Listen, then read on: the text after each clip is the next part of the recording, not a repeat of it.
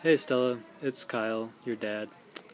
I'm here at this Buddhist meeting place here in Montecito, California. It's me.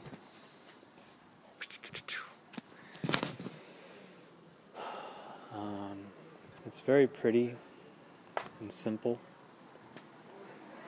which is ideal.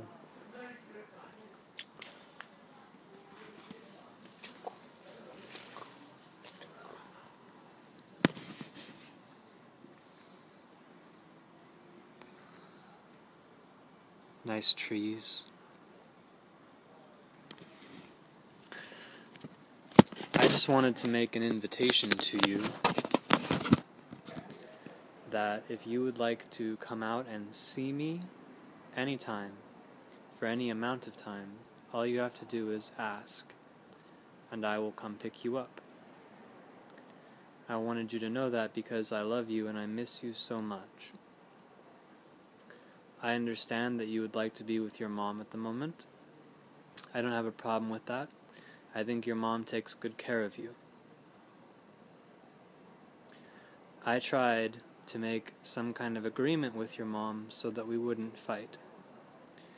Your mom is not interested in doing that with me, and that's fine.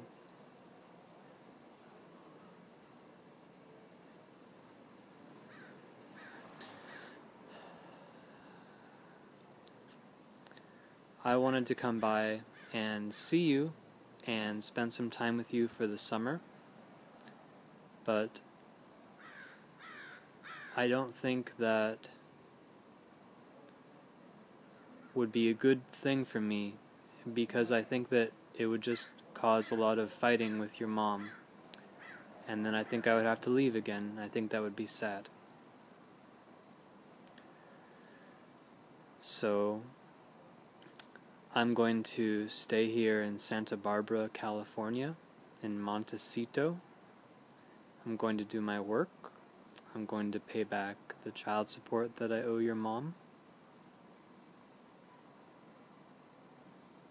I'm going to send you postcards, and I'm going to make artwork and send you artwork. I've made an account for you on Hive, and I've been uploading landscape sketches to it. I'll send you some of the landscape sketches as well. And I'll also do studies, because there's a zoo here, and I used to enjoy taking you to the zoo. So maybe what I can do is I can send you sketches of the zoo here, maybe even in the mail, because I won't be able to do them digitally. I would have to go in and then draw the characters, the animals that are there. So that's another option. Or more plants, or more ocean pictures.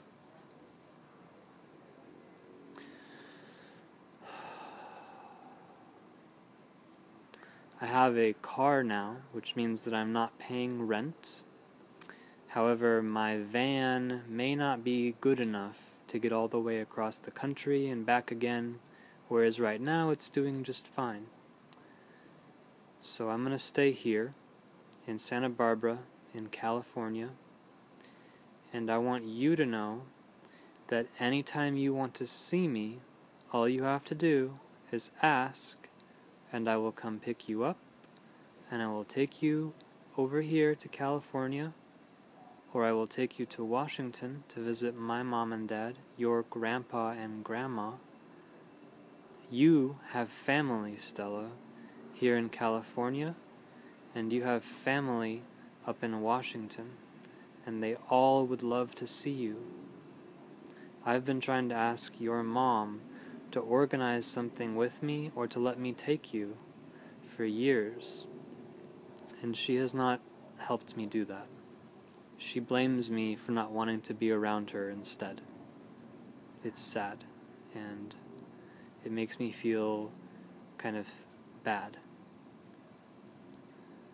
It was so good to see you the other day, and I also wanted to tell you that your grandma and grandpa, they love you so much, and they have offered to buy you a plane ticket anytime you want to go see them.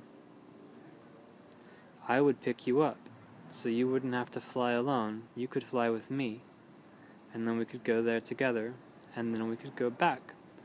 So each time you came out to see me, you would be able to go back to your mom. I would make sure that you got back there safely. I love you very much.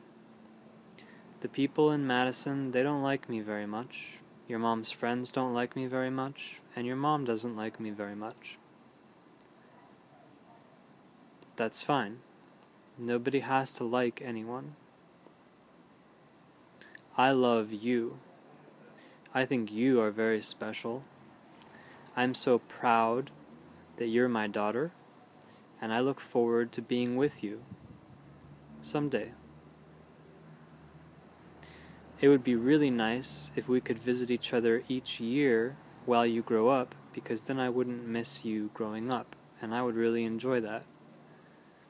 I'm afraid that if I go back to Madison without an equality agreement with your mom, that she will just start a bunch of conflict, bringing up a bunch of things from a very long time ago, and that things that I have to say about you and about my concerns for you will go unheard, and that I won't be able to take you to visit my family, and that we'll have some sort of very hurtful power dynamic, which is like a struggle and conflict. And then I think I'm going to lose my temper. I'm going to get angry because I'm sad, and I'm angry because I can't see you. And then people are going to see me angry, and then people are going to hate me, not like me, be scared of me, all of these things. And I haven't done anything for anyone to be scared about. And so it's okay that they feel that way, if they do.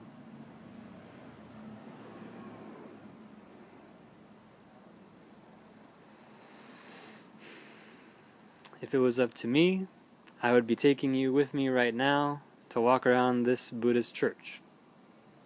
If it was up to me, I would take you to the Pacific Ocean, and I would take you to visit your aunts, my sisters. I would take you to visit my hometown and all of the cool places that were when I was a kid. I would take you to visit my friends.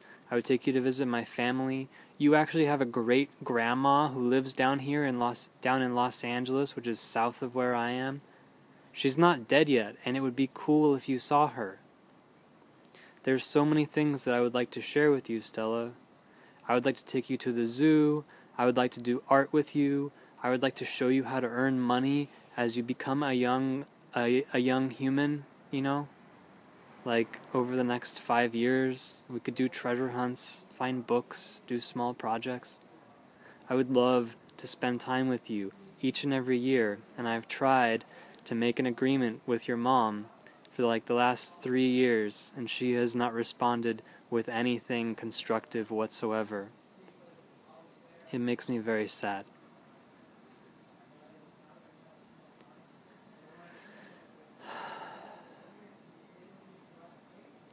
So, I'm not talking to your mom anymore. I'm just talking to you, Stellah, because you are the one that I care about, because I love you, because I want to be in your life, because I want good things for who you are as a person. And I understand that right now you want to be with your mom, and you feel comfortable with her, and I'm appreciative that your mom is caring for you in this way. I am grateful.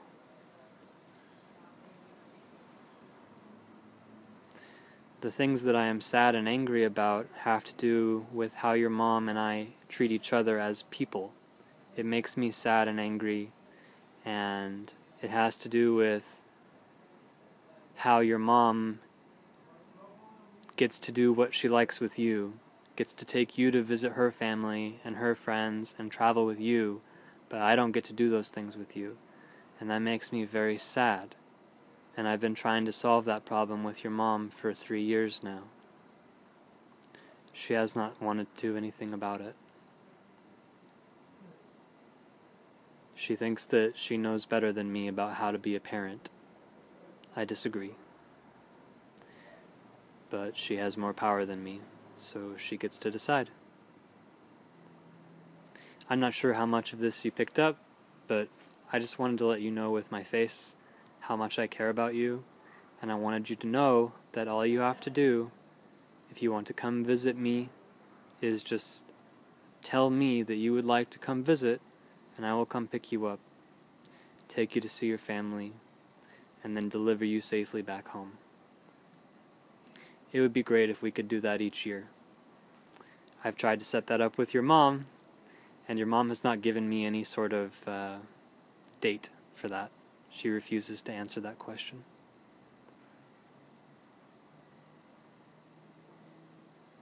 I'm going to keep walking around this Buddhist place and show you a little bit more, okay?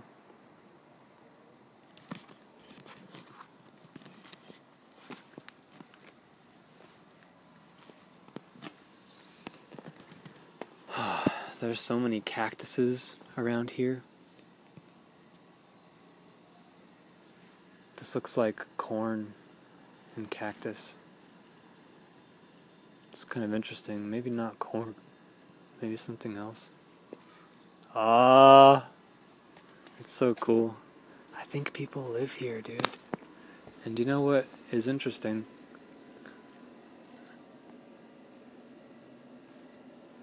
They're probably Buddhists. This is called morning glory flower. It's very interesting, huh? They look like trumpets.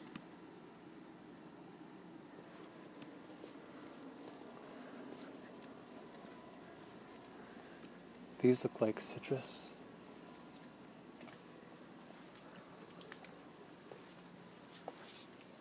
Something else I found kind of interesting. I don't know what these are. They look like little temples. Maybe they look kind of like, I don't know if you remember stuff by Miyazaki. He makes those animes like Spirited Away. These look like the little temples in Spirited Away. Like little spirits live in them. It's kind of cool.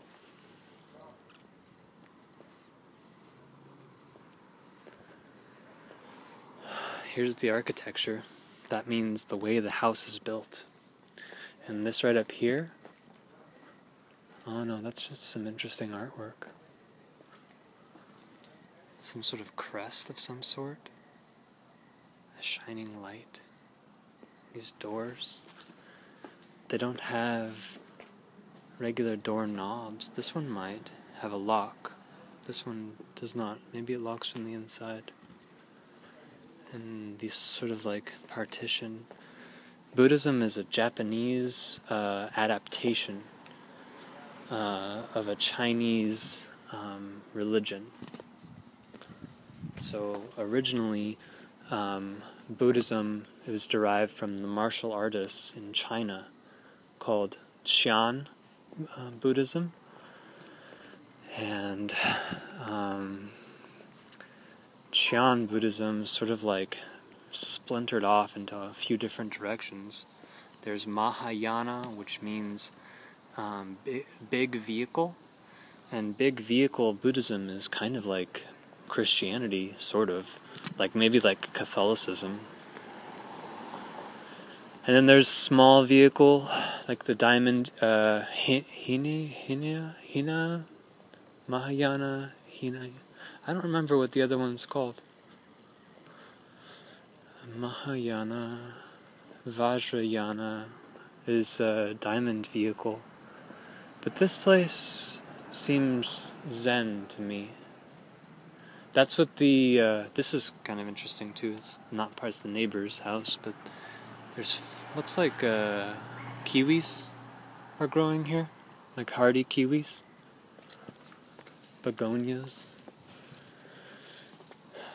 Way you can tell, it's probably a multi thing, because it's the Buddhist Church of Santa Barbara, right? Which means that it's probably deriving like a few different things. They probably have interesting... Oh, but check it out. You can see the name. The Reverend's name is... Do you see that? The Reverend's name is Reverend Usuki. Usuki. And Usuki is a Japanese phonetics. Phonetics means how the sounds go. So it's a Japanese reverend who's in charge of this place. And another aspect of the Zen Buddhism is this right here is the ground, right outside of it. And the ground shows indication of like a raking, like the raking of sand to like have organization. It's like a meditative thing.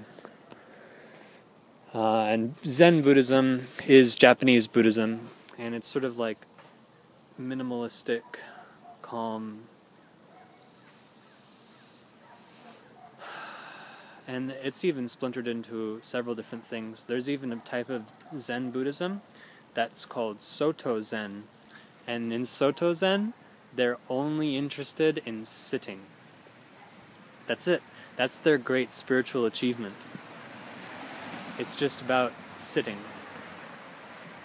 Soto Zen, they believe that if you sit with a certain posture and have a certain sort of breathing, that you've achieved sort of the enlightenment that comes with Zen, that comes with Buddhism.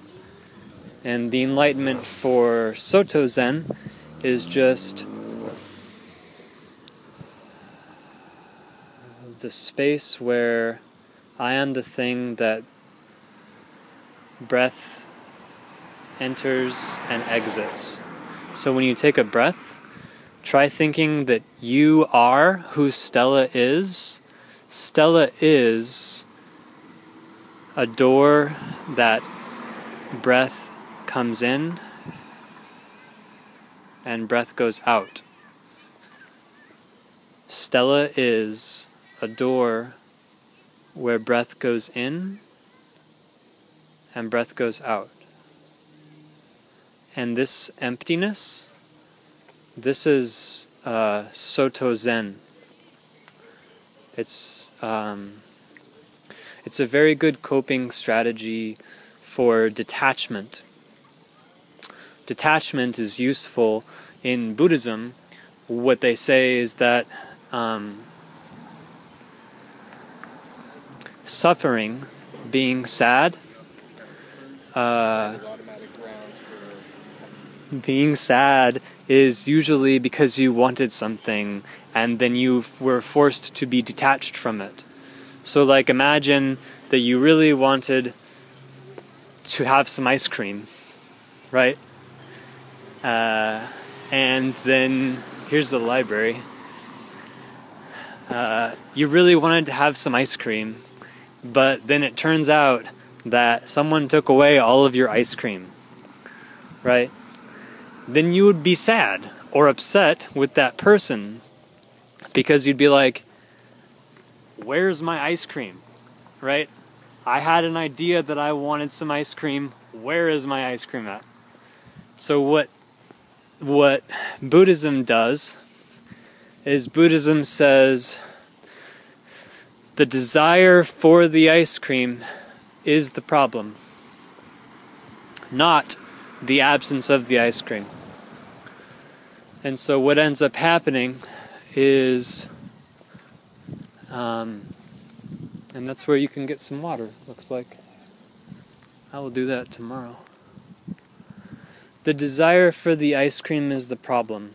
What this means is that if I am a door where breath enters and exits, then all things that have to do with attachments, like the desire for ice cream, or feeling like angry that I didn't get my ice cream, these things are just sort of like dreams, basically. And when we have dreams, we can be really involved in them. And they can seem very real. And there's a lot of suffering that comes about as a result of these things. People fight, like your mom and I, over you and over each other and things that we believe the other person has done. It's very sad. This is another fascinating symbol. This is called the caduceus. The caduceus is a symbol where two snakes intertwine. In this one, it's on an ankh and a sword. So the sword is this large metal thing, but the top, it does look sort of like an ankh, which is an Egyptian symbol of life, actually death and rebirth, which is sort of amazing too, because the serpents or the snakes, they shed their skin, and so they're actually associated with that as well. But this, I can't tell exactly. The caduceus, I believe this is the caduceus, because the caduceus is also related to the DNA spiral, our genetics, like the things inside of our cells that make us who we are. They're shaped in this double helix, which is a spiral. So the green goes like this and then behind, and the blue goes behind and then in front, and it makes a spiral. The spiral is sort of like a DNA thing, and it's also the sign that's on all of the ambulances. If you see an ambulance, it will have this caduceus sign on it. It's also on hospitals because it's sort of like a Roman mythology, I'm guessing, sign for health. The caduceus also has some interesting stuff. It's got a variant basically with this guy named Hermes, who is like a Greek god. Yeah, it's a pretty interesting mural. Looks like some Mayan stuff too. It's pretty appropriate. This is a very Latin American neighborhood, Montecito. And here's a school. All of the schools have, they're closed now because of the pandemic.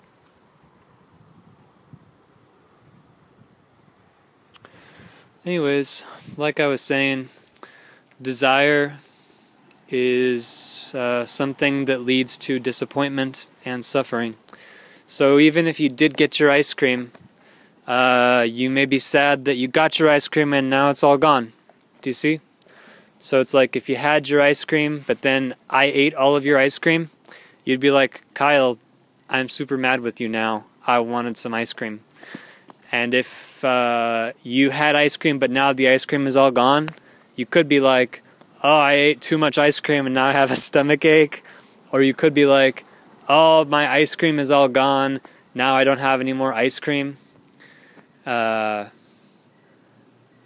you started with a desire for ice cream, and then it went wrong so many times. And that's what the Buddhists are all about. They're like, well, if I don't want any ice cream, if I can detach from the desire to have the ice cream, then if I do have ice cream, it's sort of like a pleasant surprise. Like, oh, well, that was really nice. I'm glad that I had that experience. That's sort of the joy of, like, modern Buddhism in an American sense. Like, it's also sort of like a Vajrayana sense, but we won't really get into that right now. An embracing of life. So when you get ice cream, you're very happy that it exists. And when you don't get ice cream, it's okay, because you're just a door that air, or breathing, like, that air flows in and out of. You're a spark of light, you know, like you're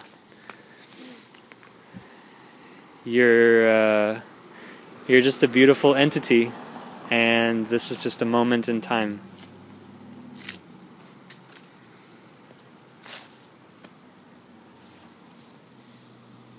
Anyways, I will experience the sorrow of not being around you, but I'm also going to experience some joy, because Santa Barbara is so peaceful. I love walking by the beach. I love doing my work. And it would be nice to share some of that with you. And when you're ready, I'm sure that we'll do that. I'll help you come out here and we'll spend some time together. Until then, I'll keep sending you these videos because I want you to know that I care about you. I hope you have a good day. It was really nice to talk with you right now. Thank you for your time. And, you know, if you want to send me another video, or you want to send me a postcard or something, or send me some art, I'll be sending you a letter pretty soon. Just like some little sketches in the mail. Have a good night. My daughter named Stella. I'll go over here to the light so that I can say goodbye properly. I will even find some Wi-Fi and send you this evening. Voila!